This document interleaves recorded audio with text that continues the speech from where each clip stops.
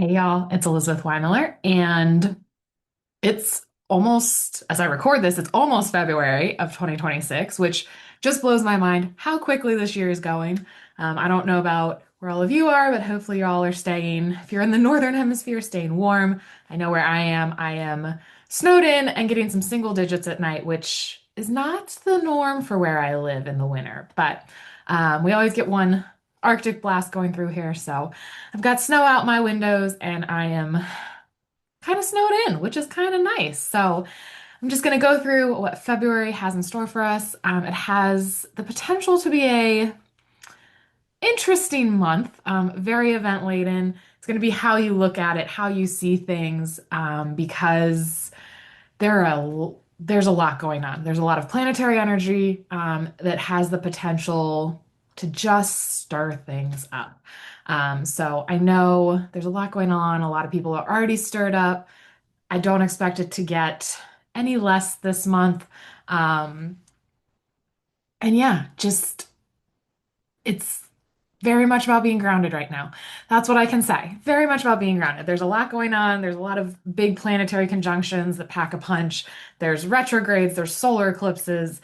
February may be a short month, but it's going to pack a punch. So get ready, be patient, stay grounded, make sure you're meditating, exercising, Tai Chi, whatever you have found works for you, journaling, whatever you found works for you, stay grounded. I would say stay off social media, other than reading this, obviously, to give insights, but just kind of try to detach from what is going on in the external world. As I've said before, we're in a period of massive transformation. I've been saying it for years. And when I said massive transformation, I meant it because this kind of started around 2020 and it's going to continue through 2020, 2030. So just get comfortable. I say it all the time. I've said it since last year. Get comfortable being uncomfortable. If you haven't started doing that, no time like the present to begin. So let's jump on in and see what February has going for us.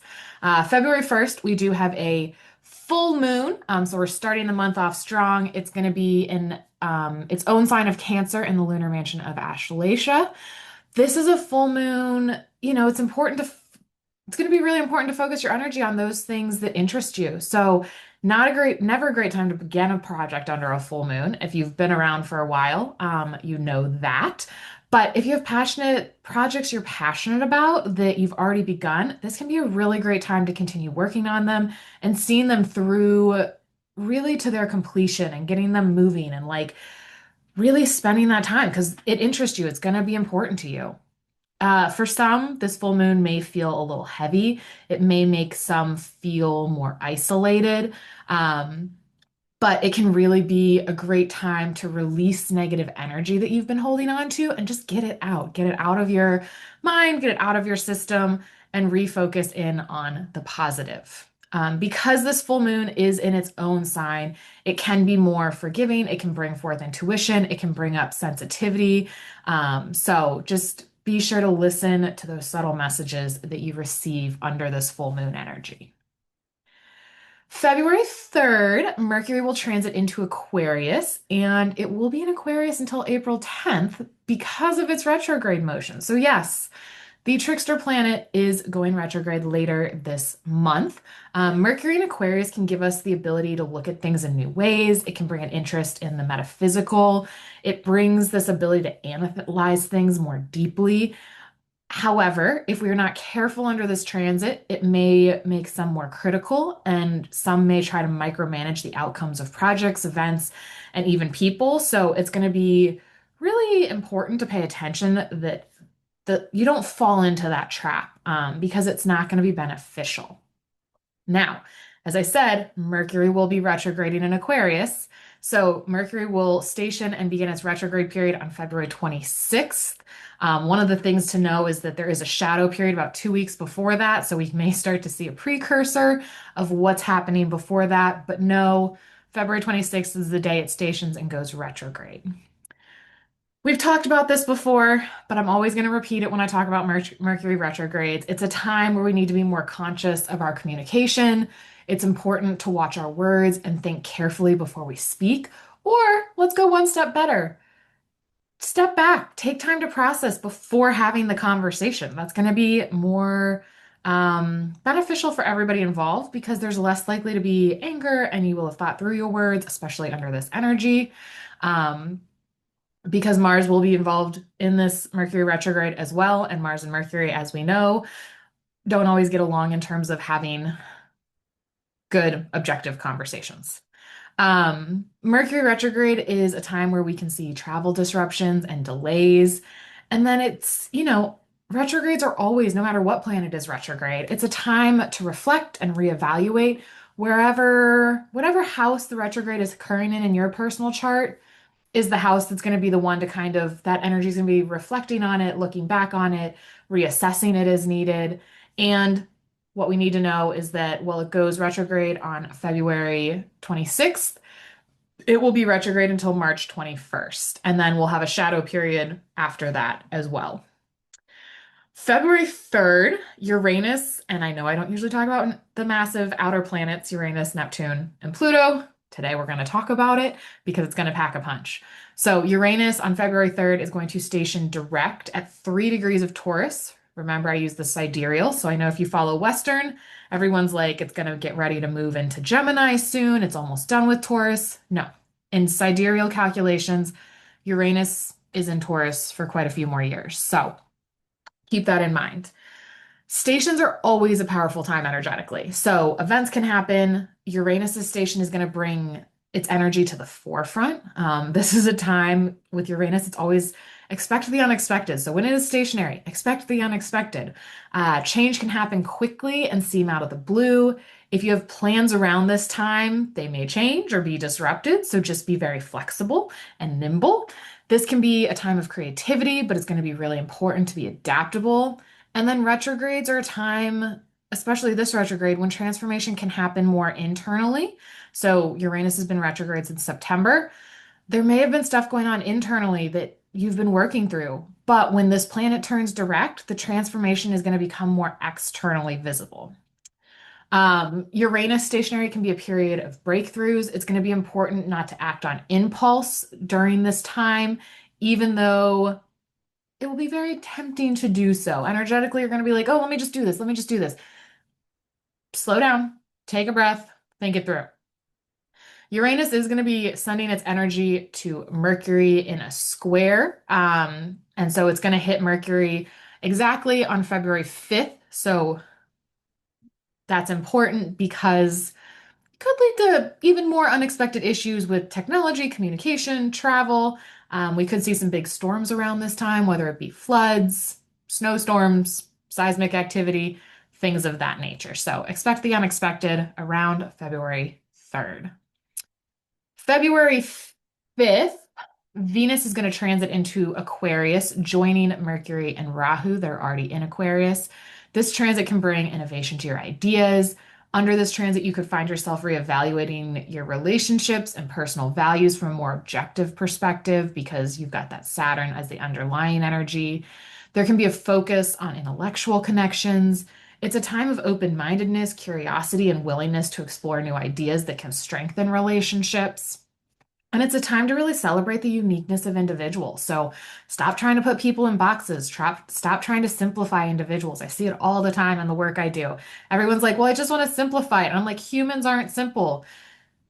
So stop trying to simplify them. They're not simple. We're each unique. There's so many different things that we all bring as value to this world. Venus in Aquarius can also bring a desire for collective harmony and really encourage us to embrace diversity, challenge societal norms, and really foster the intellectual connections. February 12th, the sun is also going to be joining Venus, Mercury, and Rahu in Aquarius. As you can kind of see, we are beginning that buildup of energy in Aquarius, which is going to end up being very rare because it's going to be a stellium of planets in one sign. So anytime a lot of planets are in one sign, that sign becomes extremely prominent in the energies we see. Sun is going to be in Aquarius until March 14th, and this is a time of creativity. It can be a time when people are more analytical. This transit can bring a feeling of needing to work harder and put more effort into projects. can be a transit where self-esteem seems a little lower. But unless your natal sun is located in Aquarius natally, it's a passing feeling. It's going to be really, really, really important during this transit to stay grounded in reality. Be sure to maintain also an open mind and not get tied to your way of how things need to be done and like how things have always been done. Be open to new ways of doing it. February 17th, you've noticed the stack up of planets in Aquarius so far. We've got Rahu, Mercury, Venus, Sun. Guess what? Moon's going to join. So we're going to have five planets. And on February 17th, what does that mean? We're going to have a solar eclipse because anytime the moon and sun are in the same sign with the nodes, it means we have an eclipse. So we are going to have an eclipse at 4.5 degrees of Aquarius in the lunar mansion of Dhanishta. Think of this eclipse as a supercharged new moon. The 4.5 degree mark of Aquarius is going to become a very sensitive degree over the next 6 months, and especially around this day. So, anytime planets aspect this degree over the next 6 months, we can see events happen. Anytime a planet crosses this degree mark, we can see things happen. If you personally have planets at 4.5 degrees of Aquarius and Leo, you may feel this energy more strongly than most over the next 6 months and see the most change. To a lesser degree, if you have planets at 4.5 degrees of Taurus or Scorpio, you may also see changes, especially at this mark. And I always said a degree on either side of that degree mark. Especially if you're in your Rahu, Sun, or Moon dasha. So that packs even more of a punch. Um, Solar eclipses are very spiritual. It is thought by some that watching a solar eclipse can actually bring bad luck for the year. The good news is the solar eclipse is not visible except in like Antarctica and stuff, but it's still going to pack a punch. Eclipses are a great time to meditate and go within, especially since they can be a time of lower energy. Some may feel that drop in energy a few days before the eclipse. So just give yourself grace, be nice to yourself, treat yourself well. Make sure you're getting some you time. Eclipses can also indicate a turning point or the beginning of a new cycle. And this effect can really be felt for 6 months after it's occurred based on planets that are going to transit over this eclipse degree, as I kind of mentioned. But it bears repeating because this eclipse degree is going to pack a punch. With eclipses, it's really important not to make any major decisions around them. Wait until they pass. Because the sun is being blocked out, eclipses can sometimes bring up fear and illusion and paranoia. So you're not really in the best spot to make an objective decision. One of the things with this eclipse on February 17th is it also coincides with the Chinese New Year this year. And we are getting ready to enter the year of the fire horse. We are leaving behind the year of the snake, which was all about shedding. The year of the fire horse is one that is going to bring intense energy, rapid change. It's going to bring personal growth and just all around a faster pace to life. If you think of a horse constantly running and then you add in that fire energy, which is like intense and burning, and it's going to be a lot. And I think some are already feeling it. I know my clients are already starting to feel it in the pace that they are keeping already this year. So it's going to be important to take advantage of this energy. It can be a really positive time to get things done, but it's also going to be really important to protect yourself from burnout as well. Just for reference, if you're curious, the last time we did have a fire horse year was in 1966. So this can kind of give some insight into what we can expect with the fire horse year. February 20th. This is a big one. Saturn is going to be exactly conjunct Neptune at 6.5 degrees of Pisces. This means they are conjunct tightly at the time of the above eclipse as well, which packs a punch in energy. You've got an eclipse with all the planets involved with 4 other planets involved in the eclipse. You then have Saturn and Neptune tightly conjunct in Pisces at this time. It's going to be a lot. It's going to pack a punch. You have Uranus stationary, so it's still moving slowly at this point as it's moving direct. You're in the retrograde shadow for Mercury. There's a lot of energy this month. I can't say it enough. But Saturn and Neptune are going to be conjunct the fixed star of Sheet, and yes, that sounds exactly kind of what it sounds like. So it's not kind of, it is known as the star of sorrow and floods. The last time that Saturn and Neptune were conjunct here, or tightly within a degree of each other over this fixed star, was when we had those horrible floods that impacted Texas last year in 2025. So it's going to be a key date to watch. I sense we could have events stirred up. We could see potential for something around oil leaks or oil ships or toxins. It can also point to political uncertainty. It can be related to exposure, fraud, waste, and propaganda. There could be international conflicts. I know we're already seeing them, but remember, Saturn and Neptune have kind of been playing around each other. Even in wide orb, they are still kind of playing with each other energetically right now, and they have been since last year. Um, it can also kind of point to concerns around the ethical side of AI. So we're going to see a lot of things start to come up. If we look back, Saturn and Neptune were last conjunct in 1989/1990. So kind of you can think back to that time for some insights on what these two planets may bring. Now, granted, at this time, that conjunction happened in Sagittarius, not Pisces, where it's currently happening. And we also had Uranus involved in that conjunction back in 89. So people born in 89 and 90 have a conjunction of Uranus, Saturn, and Neptune in their charts, which brings an interesting flavor to who they are. But still, you can see that Saturn-Neptune interaction. If we go back to 89, 90, we had the Berlin Wall came down. We had the Tiananmen Square stuff going on. So a lot happening at that time with that Saturn-Neptune interplay. Rahu and Venus are also really closely conjunct at the time of this Neptune Saturn. Now, Rahu and Venus are going to be closely conjunct in Aquarius, but that can bring travel disruptions. It could bring computer outages, that it could impact airlines or other mass transportation. So, really, just a time to stay patient and go with the flow and be adaptable. February 23rd, Mars is going to transit into Aquarius. So we're getting another stack up, adding to all that energy. So Mars is going to be in Aquarius until April 2nd. It can create a love of adventure. It can bring a strong capacity towards action. It can be energetic and solve problems quickly.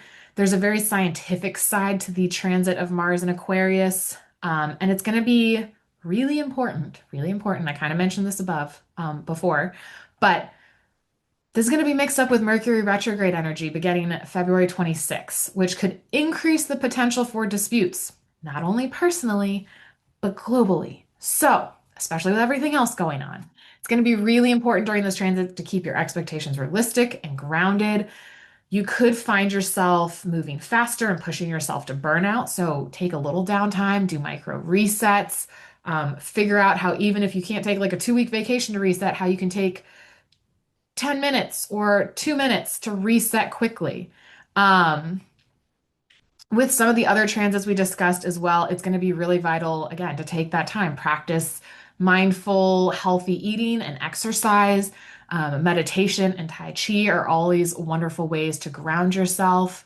When Mars transits into Aquarius, this also begins a period of Kalasarpa yoga, which will be in effect until July 31st when Venus transits into Virgo, breaking the Kalasarpa yoga. So, Kalasarpa yogas, the highs are really high, but the lows are really low, and everything is very extreme in what happens.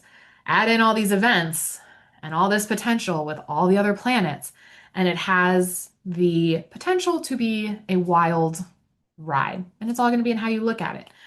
We will get slight breaks in the Kalasarpa yoga when the moon breaks it, but it doesn't break it enough with all the big heavy hitters doing that on one side of Rahu and K2. Last thing for the month, we're going to close the month out February 27th, 28th. Mars is going to be exactly conjunct the eclipse degree of 4.5 degrees Aquarius. Mars is a trigger for events when it crosses those sensitive degree marks, especially eclipse degrees. At the time of Mars crossing the eclipse degree and being conjunct the eclipse degree from February 17th, we are also going to have Rahu and the Sun exactly conjunct each other at around 14 degrees of Aquarius. Anger is going to be high. We could see more riots under this energy. So it's just a time, it's a time to maintain grounding energy. I can't say it enough. Try not to take in the outdoor energy. Try to send positive energy out to the universe. We may get a little reprieve because Jupiter is sending its energy to Aquarius right now, from its position in Gemini, but there's still a lot. It's a lot going on. As you can see, February is kind of shaping up to be an intense month. So just make sure you're finding ways to release the anger before it blows up towards others. So just get that release out. Now, I know one of the things you're looking for is what each sign can kind of expect in February. And what I kind of did with this is I looked at where the eclipse was happening and how that's going to impact. The eclipse could potentially impact each of the 12 signs. So let's jump on in. So, Aries, the solar eclipse for you is going to be shining a light on your connections with others and the way you interact with your community. You may find your mind shifts in ways it thinks where you're thinking about your hopes and your dreams and aspirations for the future. It's okay to reevaluate and shift, especially with the Mercury retrograde coming in. Perfect time to reevaluate. But you could also find yourself genuinely concerned about certain causes or getting invested in groups. But remember, keep the anger out of it. Taurus, the solar eclipse is going to be occurring in your 10th house of career. This is going to force you to reevaluate your career and your ambitions. That doesn't mean that you should make any knee-jerk reactions, but kind of be open to what comes to mind during this time. Remember, I said don't make rash decisions earlier. You could find opportunities presented and offers that would improve your position, and you could see a promotion or bonus. If you are a manager or leader, make sure that you're showing your team the recognition they deserve during this time. Gemini, the solar eclipse is occurring in your ninth house, which is going to place the spotlight on your spirituality and thoughts of international travel. Keep an open mind and take the time to lean into the messages that you receive under this energy. You could find that your higher mind is awakening, and you could find you have a shift in your outlook as new information comes to light. Cancer, the solar eclipse is occurring in your eighth house. It's going to ask you to focus within and pay attention to your true self. You may find yourself taking stock of your relationships, all types of relationships, in terms of the energy you receive and give. It's okay to step away and limit or end relationships with those who only suck your energy dry. So if it's not a beneficial relationship both ways, it's okay to end it. It doesn't have to end badly, but it's okay to step away. This can also bring a focus to realigning with your partner on joint financial holdings and goals, and you or your partner could receive a big raise or inheritance with the eclipse in the eighth house, especially if you have natal planets in this house that are getting hit directly by the eclipse. Leo, the solar eclipse is occurring in your seventh house of partnerships. This is going to bring a focus on one-on-one relationships, both personally and professionally. If you have relationships that are emotionally empty, the eclipse may bring this to the forefront, asking you to make changes. You could find partners kind of drifting out of your life if things are not where they should be. And then business associates could also shift if there are differences in visions and goals, in vision and goals. You may find you have more commitments and need to negotiate more during this time. Virgo, the solar eclipse is occurring in your sixth house, and you may find that you begin evaluating your responsibilities and how you maintain balance between your physical health and the requirements of your work. The eclipse is also going to bring to the forefront responsibilities that you've been neglecting that need your attention. Libra, this eclipse is occurring in your fifth house, and you could find a spotlight on your heart's desires and passions. The key themes that you will find that come up are around romance, hobbies, children, and creative expression. Scorpio, for you, this eclipse is going to be occurring in your fourth house, and you could find that spotlight. You're going to find the spotlight is on your home life, real estate, or family.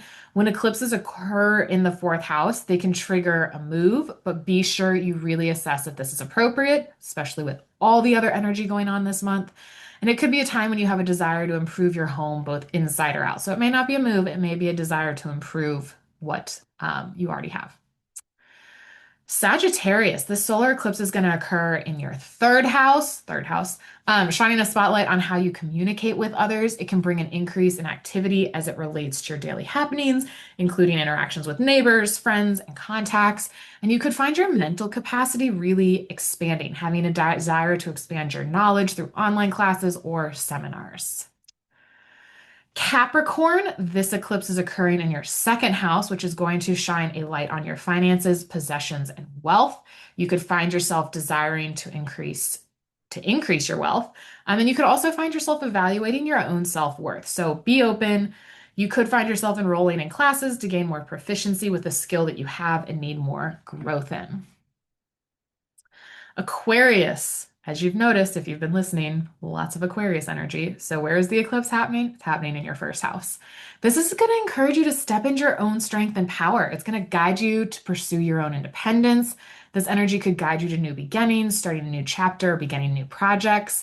This is a time to acknowledge your strengths and let them shine out into the world. You could have a spotlight shining on you in the form of promotion, status change in your relationships, or gaining notoriety due to some accomplishment during this time.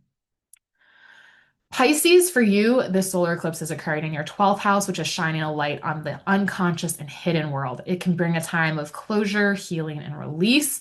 And it could bring with it a health check to put you back on the right path. It's not necessarily a big one. It could be like a cold if you've been running and you haven't been taking care of yourself. But you could feel as if something's kind of off energetically with this eclipse, at times feeling kind of uneasy or queasy. During this period, you are being pushed to figure out what needs to shift in your life, as this is your mind's way of telling you something is off. So if something's not right, this is the time it's going to kind of come to the forefront. So dig deep into the fears that are holding you back and begin to release them. You could also find that you gain a better quality of sleep than normal under this energy. So a lot happening, a lot of information. February is a busy month. It might be a short month. It's probably going to move really quickly, but there's going to be a lot going on. So just stay grounded, exercise, put positive love out into the world. I think the more positive we can put out there, the better. Release negativity. And until March, when I see y'all again and give you a new update of what's happening, stay, depending on where you are, stay warm, or stay cool if you're in the southern hemisphere. But just really stay grounded, do what you can, take care of yourself, give yourself grace, give others grace, and things will unfold. Until then, have a wonderful February, and I will see you all in March.